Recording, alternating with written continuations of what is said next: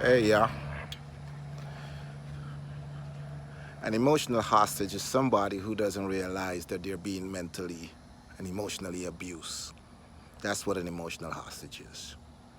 Every last one of us has at some point been someone's emotional hostage. Some of us recognize it immediately and we leave.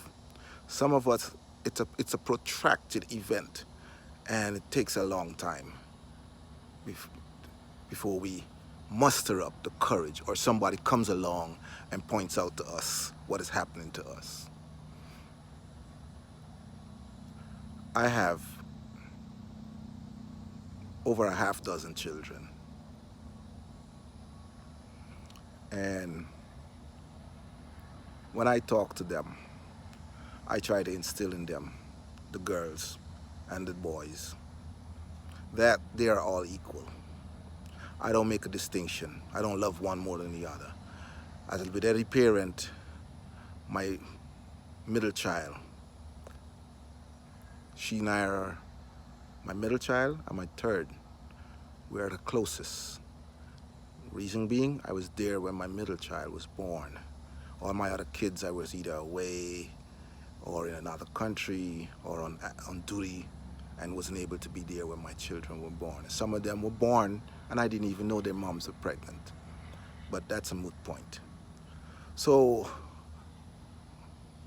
my 21-year-old, who's my baby brains, and my middle girl are my two favorite children.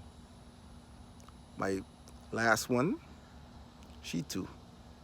And she's now developing into her personality. So we have a growing relationship, and I guess it's going to get better and displace the others because she and I interact most. She's very demanding of daddy's time. But I'm talking to you because I want to, in the atmosphere of celebrating World Suicide Day, as a person who is a survivor, I know that materially there's nothing I want. And my suicide attempt was a cry for help. Yep, every last one of them were a cry for help. I felt hopeless. I felt no one loved me. I felt the woman that I was married to didn't care about me, and so I thought that I was doing the world a favor by ending my life. I subsequently learned that I wasn't doing the world any favors. Now I'm doing the world a favor by talking about my experience. I was being held hostage emotionally. Whenever I wanted to break free and go, it was held over my head, things that I did. How much people are not going to love me because I have some inadequacies, like injuries, so to speak. How people are not going to want to be with me because I didn't have what it takes, as one woman put it, to satisfy a woman. You know, and then you hear all these little statements that were told to you, and eventually they all build up. And so you're in a relationship knowing that the relationship is poisonous, but you're sticking around because somehow you've managed to convince yourself that what this person is saying about you is factual, is the truth. And so you now become their hostage, right? They can tell you, I love you, and you feel like, wow, I've just entered into the mythical heavens, right? And then when they say, you're nothing but a dog or you're nothing but this, you feel low, you feel unworthy. So you're their hostage, you know, like when they lie to you about things that they're doing and you point out their lies to them, they turn it around and make it you feel like you're the one that is wrong for noticing that they lied. That is being an emotional hostage. So your job is to never become anyone's hostage physically or mentally or emotionally. need to be free of that. Because the consequences of letting someone break you down mentally so that they can feel good about themselves could be the end of your life. Could drive you to where I was driven, to want to take your life. Could make you feel that all your accomplishments, everything you've done in life, were zero sums. So I want us to reflect that love doesn't come with pain. It's a concept that has any logic with it. If you love somebody, you don't inflict pain on them. If you love somebody, you don't abuse them. If you love somebody, you give them your attention and you accept their attention. You don't tell people you want to make them into what you want them to be. Then you're not loving them. Suicide is an issue. It's on the rise in America. I think it's on the rise worldwide. And one of the leading causes of suicide is depression. And depression is hard to diagnose. And some people can go into a depressive state because they're in relationships where they're made to feel inadequate, where they're made to feel as though they will amount to nothing.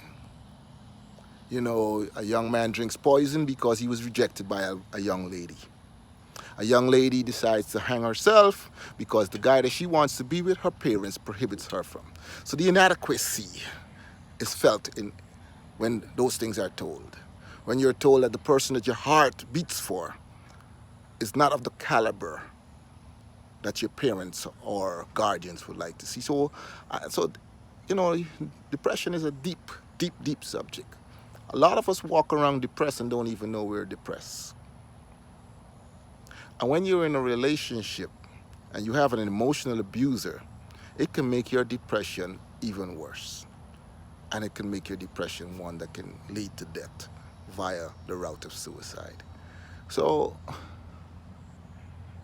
love each other. Pay attention to your friends. Don't call people your friends if you're not willing to ask them hard questions, if you're not willing to intervene in their lives, right? Don't call anybody your friend if you're not willing to take a 2 o'clock in the morning call when they need you, because right at that moment they're feeling like shit and they just need somebody to comfort them. If someone tells you that they're going to commit suicide, never say, yo, don't do that, man. Was you stupid? Nah.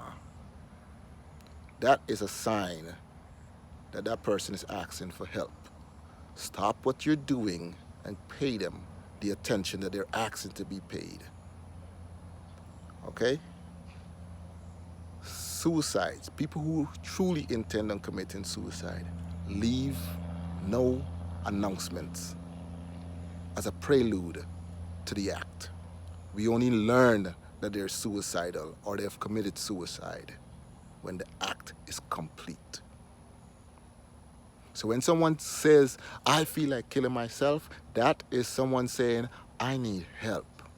Your job, whether trained or not, is to stop whatever you're doing and give them that attention. You never know, you may be saving their lives.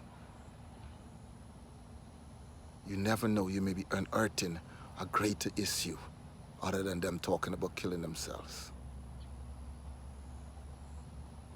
I hope with this 24 hours that I wasn't a barnacle but a miracle, that I was an inspiration and an enlightenment to your soul, that my story of being an abused man and being someone who tried to kill themselves and who's today enjoying the fruits of being a survivor 14 years past that, no, 16, I'm sorry. 16 years since the event. That I can say today on World Suicide Day that I survived, and I will continue to be, as my dear friend says, to be a voice and not an echo.